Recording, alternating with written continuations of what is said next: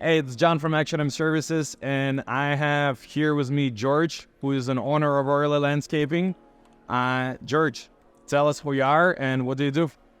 Sure. So I have been running Oriole Landscaping for 37 years with my business partner, Peter. We have a consulting business that helps landscape contractors become better business people. That company is called Knowledge Tree Consulting. And that's it. I've got a dog and a wife and a couple of kids, and I'm happy. And why did you start it to do a consulting business? Why? Great question. So I realized that I'm a process person, and I love process more than I love landscaping.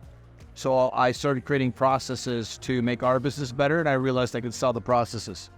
Okay. And now you're basically going to other companies, helping them with their process as well. Exactly. Yeah. And is your partner in landscaping is also a partner of a consulting company as well? Yeah. So he's a partner. He's more involved in the landscaping business right now.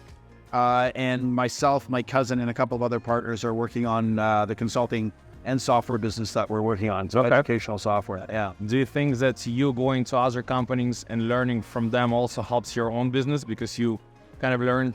Absolutely. So the good, the bad, and the ugly. Okay. There's always something you're going to learn, something new. I'll give you an example. I was with a company in New Orleans, and the company went out of business, and they were starting up again 10 years later. And I'm like, well, that's pretty bold. Most people would never do that. He's an older guy. And I said, well, what happened? He said, well, Hurricane Katrina wiped out my business and my customers. I said, okay, that's the best excuse I've ever heard for holding your business. So you learn a lot of interesting things you'd never imagine. Another one was I love ratios. I know you love ratios. And I'm looking at this company's material ratios, and I'm like, this can't be. And again, I'm in New Orleans, and the guy says to me, have you ever tried to quarry gravel out of a swamp? I said, no. He says, we have to truck it in out of state. So there's no gravel pits anywhere near us. And that's why their material ratios were out of control. So all these sort of local nuances, learn. And it's fascinating, right? It changes the income statements and the ratios. Okay. Yeah. Where is the best company you've seen in terms of revenue and, let's say, margins? So actually, we're having an open house this weekend. I know we're coming. Yeah, with a company called JC Landscaping. Probably one of the best leaders I've ever seen, the best managers I've ever seen. Honesty, integrity. His team's amazing. He is continually learning. He's investing in knowledge, essentially, and very wise. So pound for pound, there's that company. In the U.S., there's a company called Mariani Landscaping. So I went to another consultant's event. And this company's over $100 million.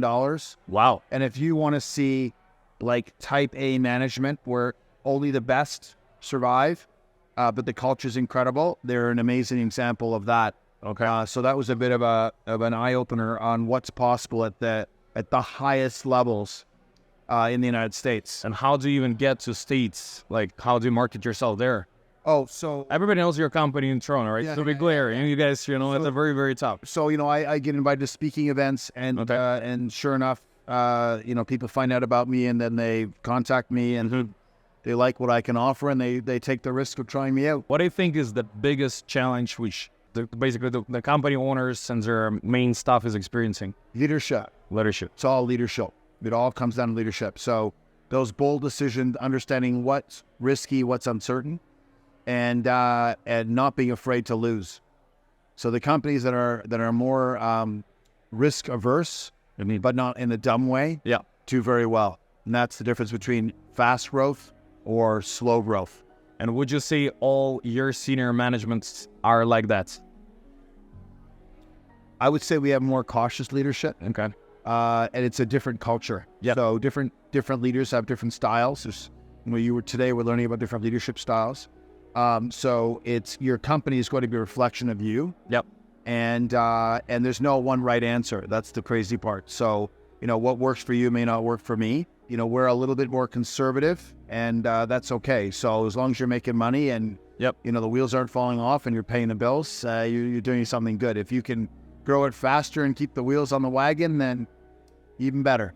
One of the things which I want to ask you personally, where do you get your motivation and your knowledge? Like, you have to learn somewhere as well. So what's some of the things where you get information yourself? You're unique, and I'm unique, and we're totally different. Yep. And yet we can learn from each other.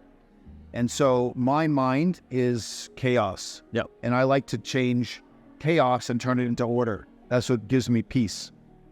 So I'm constantly thinking about how to do things in the least steps.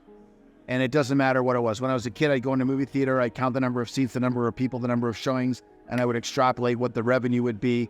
I would understand when the peak periods, when the low periods were, and I decide whether a movie business is a good business or not business. Wow. So I notice, I see everything.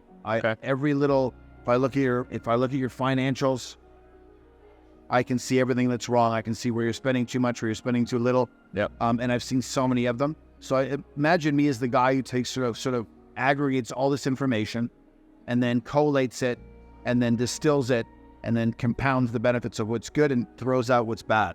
And that's how my mind works. Okay.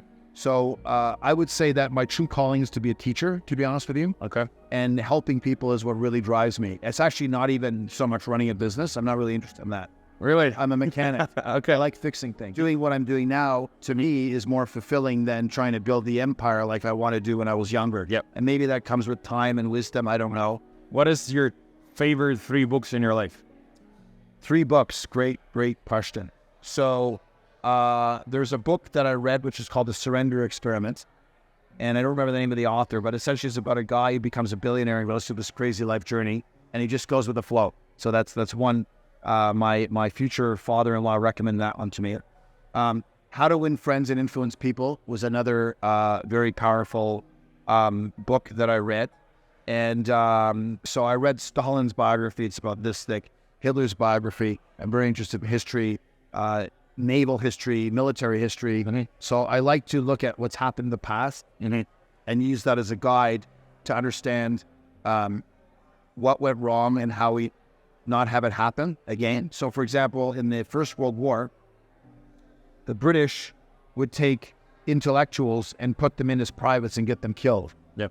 And these people should have been doing analytics, not shooting guns. Mm-hmm.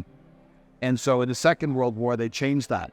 And they put those people into positions where they would analyze data and drive data-driven decision-making rather than just charge.